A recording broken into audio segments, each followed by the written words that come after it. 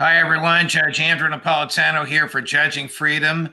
Today is Friday, March 1st, 2024. Colonel Lawrence Wilkerson joins us now. Colonel, a pleasure, my dear friend. Thank you for your time. And I want to bring you to statements made by two heads of state in NATO. First, President Emmanuel Macron of France, and then Chancellor Scholz of Germany. And then I will ask you for your comments on them. Let's do President Macron first, and then we'll talk about him. There is no consensus today to send ground troops in an official, endorsed and sanctioned manner, but in dynamic terms, nothing should be ruled out. An official, endorsed and sanctioned matter. I suppose that's diplomat speak with which you're familiar from your years running the State Department, to we can do anything we want with special forces. We're just not going to get a declaration of war from the National Assembly, France's parliament, and not going to announce troops in uniform, or am I wrong? I like to think that what we're hearing right now, not just from Macron, but from others too, is very studied, if you will, positioning to make negotiations more palatable to the West.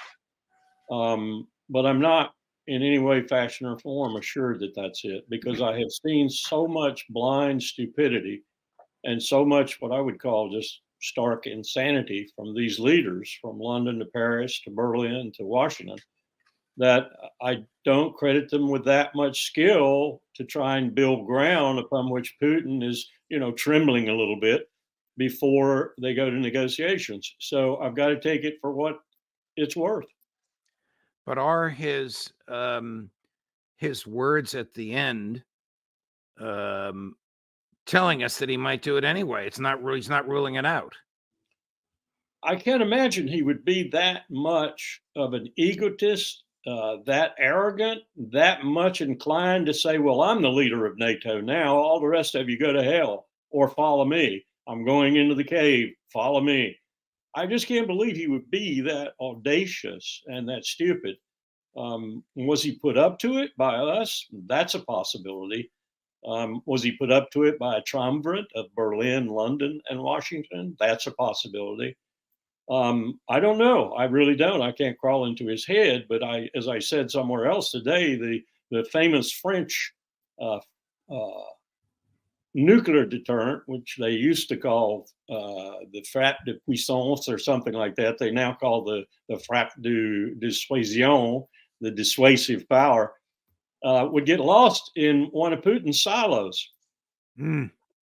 Here's Chancellor Scholz of Germany saying the opposite the next day, and I'll elicit your comments, but it makes one wonder if the Germans didn't feel the need to negate the impression given out by the clip we just saw from President Macron. Here's the Chancellor. NATO is not and will not be party to the war. That remains the case. We do not want Russia's war against Ukraine to become a war between Russia and NATO. We agree on this with all our allies. This also means no German participation in the war. To put it bluntly, as German Chancellor, I will not be sending any members of the German armed forces to Ukraine. Our soldiers can count on that, and you too can count on that. But might he send German special forces to blow up the Crimean bridge? Good question. I think his comment is strictly based on his perilous position within his domestic political context.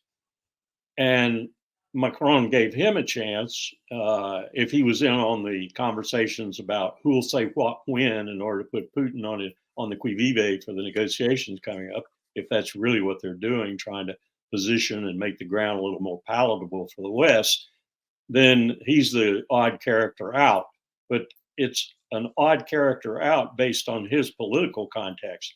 The Social Democrats are slipping majorly. And the elections are not too far away. And at any moment, his government could become untenable, especially with the alternative for Germany pushing the polls up the way they are.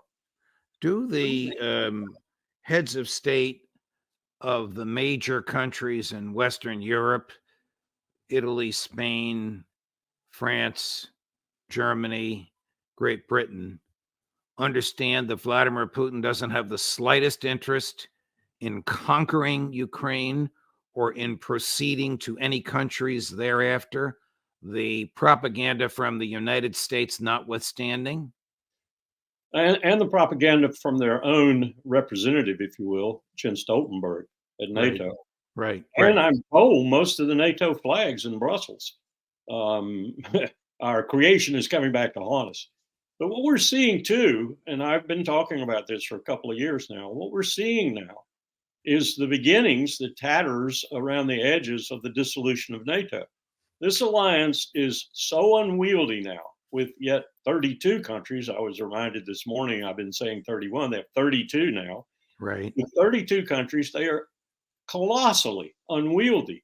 There's no way you would ever get a concert of views on the use of force, the most difficult thing to do. We saw in the Balkans, you couldn't get a concert there. And you couldn't even get the 3 or 4 most powerful countries in NATO to have a concert of opinion with regard to the Balkans, which is why Bill Clinton had to do what he did, as stupid as I think what he did was. But you cannot have an alliance that is so top heavy, side heavy, backwards, full of members, from the Poles to the Albanians to the Montenegrins to the Latvians to this. You cannot have an alliance like that and expect something like Article 5, the very cohesive cement of NATO, to be applicable. And if it's not applicable, and if it begins to fall apart around your ears, your alliance goes with it. Powell talked about this in 1989. We had long talks with people like George Kennan and Brent Scowcroft and other capable strategists, which I must say there is a total void of in the United States government right now. I don't even think there's a map in the White House. Of course, there are maps, but I don't think there's a single person at Foggy Bottom or in the White House that ever looks at a map. If they did, they'd understand some of the dimensions of the mess they've walked themselves into. And so I have to conclude that they don't. They don't do geography, in other words. Right. So Right. this is insanity, what we're doing with regard to NATO and expecting it to stay together. Putin made a strategic error. Had he waited, I know why he did what he did. Mearsheimer and others have been crystal clear on that, and they're right. But I know had he waited, it wouldn't have been very long. The alliance would fall apart of its own weight. What happens if Donald Trump is elected president and pulls the U.S. out of NATO? Well, then it happens even faster. And it happens under an extremely negative connotation rather than the kind of fallout that I would think would happen, where he'd go from 32 to 16 to 15 to 8, sort of the way it grew, and then finally disappear. We predicted on the Joint Staff in private talks, and we were talking with Gorbachev and Shevardnadze at the time too, when we were talking about forming some new structure in the world, the New World Order, H.W. Bush called it. We started putting some real work into the analysis of what that might look like. As we did that, we concluded that the alliances, plural, would not last past 2050. Some of us thought it would be 2030, 2035, that they just were disintegrated. And we looked at history. No alliance lasts very long, and certainly not a modern one. And we were trying to figure out how to replace them, how to create a new structure in the world, the New World Order, that would do what we wanted to do, but at the same time be collaborative, communicative. It would be a condominium of power, if you would, more or less stitched between Tokyo, Washington. We didn't even include London. They would go to Moscow and to Beijing and maybe Delhi. And then people would be added, countries, states would be added to it as necessary. This would be an economic condominium of strategic competition, of course, not absolute economic cooperation, but it would also be a condominium that would look after the world. It would reform the UN or get rid of the UN and create a new organization. At minimum, it would revise and revamp the UN Security Council and do away with the single nation veto. All manner of things were talked about, and H.W. Bush was the last president, and Brent Scowcroft, the last national security advisor, who thought strategically and even grand strategically. We haven't had one since. We have had neophytes since.